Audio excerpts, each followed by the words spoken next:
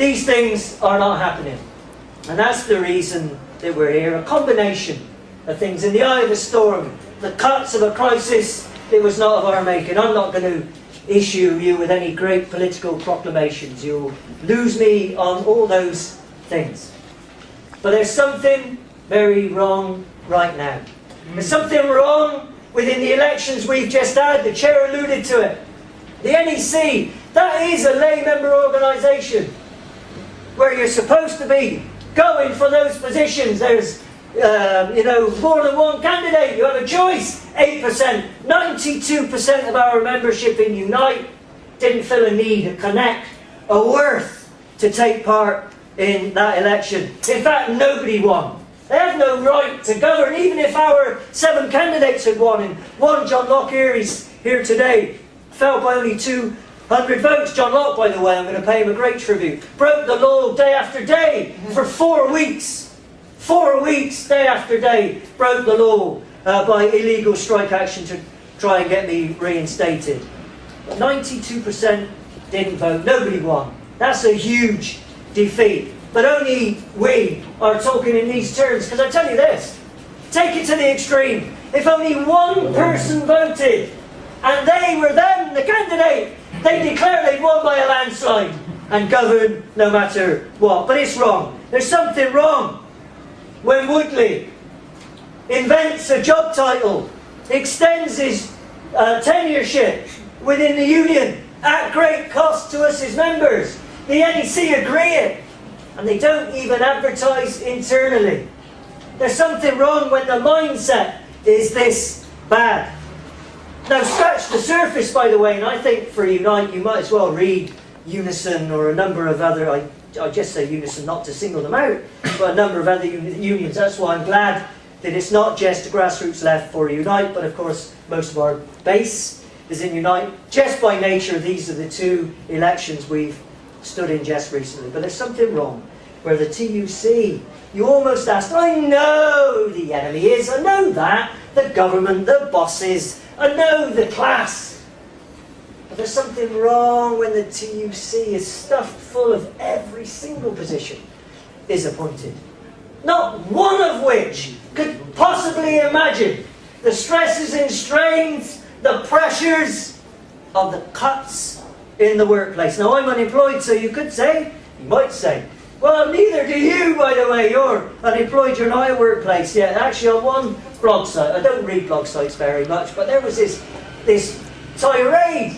Jerry Hicks, get a job. They said, get a job. Do you know he had an advantage because he was unemployed? He could go around the country and campaign, you know. Not an assistant general secretary on £138,000 offering jobs right, left and centre. No, I had the advantage. Get a job. Well, I've applied for 2 jobs recently. Finished second, got to the final interview. In both, they were for a general secretary. But I digress a bit. There's something wrong within the TUC. I've got 2 minutes, so I'm going to spend them wisely. There's something wrong within the TUC when Brendan Barber, an appointed, very highly paid official, can say just before the march that took 9 months, and we've had no date for anything else since. The phony war is over. There's something wrong with the mindset when you even think it's a phony war. When the cuts were announced way back when. And of course, Labour and the TUC and the Unite stewards' jackets, the slogan against the cuts was not so quick and not so deep. None at all. Not one single cut. Not let's march on the City of London. Not let's demand the billions go back. Not too far, too fast is the official one I've just made. He's taken up 15 seconds of my last 2 minutes. And these are the mindsets that we're up against. This is the reason, by the way, in my view, that only 8% or 10% or 15% of trade unionists feel there's any worth in bothering with any of the internal elections, because the same thing happens again and again and again. And I'm going to use my last minute on 3 or 4 very important things. Tens of millions of pounds plugged into Labour. By the way, I don't actually talk about disaffiliating with Labour. If John McDonnell was in the room now, I'd squeeze his hand warmly, or Jeremy Corbyn, perhaps one or two others. I don't think it can be reclaimed. But I don't talk about disaffiliation. But we've pumped tens of millions of pounds, didn't get the right to reinstatement. Jack Dromey, Assistant General Secretary, got a safe seat. That's what we got for our tens of millions of pounds in Irvington, a safe seat for another bureaucrat. And then Ed Miliband, if you were in Unite or many other unions, it was death by email to support Ed Miliband for the leadership. Death by email. No sooner is he in, Red Ed, he heads out of that door and talks about no support for unreasonable strikes or irresponsible strikes. And he couldn't turn up to support the minor errors bill, which only talked about doing away with spoiled ballot papers. And their latest project is called, this is Cruddas and people like that involved. Blue Labour is the latest project. They couldn't even use the word red. At least with some of my messages of apologies, they used the C word, comrades. And the last 15 seconds is there has to be something better. There has to be an alternative. For the 92%, the 1 million that didn't take part in the last election, the 6 or 7 million trade unionists who don't take part in the internal elections, the millions of workers that have yet to even join a trade union. There has to be something better.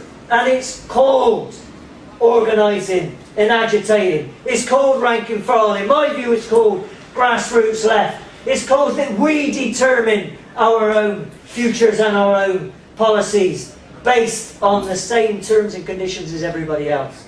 Accountability, average wage, confront the law. The laws are there to shackle us, so let's destroy them. I don't know whether we will come to any the right decisions today necessarily. I don't even know just yet whether the definitive answer is yet to be struck. But today's solutions might not be tomorrow's problems. But what I do know is there is a desperate need for something else in Unite and every other trade union that springs to mind. And this is the beginning of it. And it's on the backs of 53,000 votes, of 23,000 votes, of the hundreds of nominations. And that responsibility, right here, right now, falls on our shoulders. And the last point I'm going to make for now is that I do think that any decision we may make at any point during the day, that we re-examine before a 12-month is out. I'd like to think that we'll be meeting again in a much bigger number, say in 6 months' time, so that we can incorporate those that weren't able to be here today. So I look forward to today. Let's have some discussion, debate, and even decisions. Let's keep it comradely. And if you haven't got your number on the back, I've already bagged 007.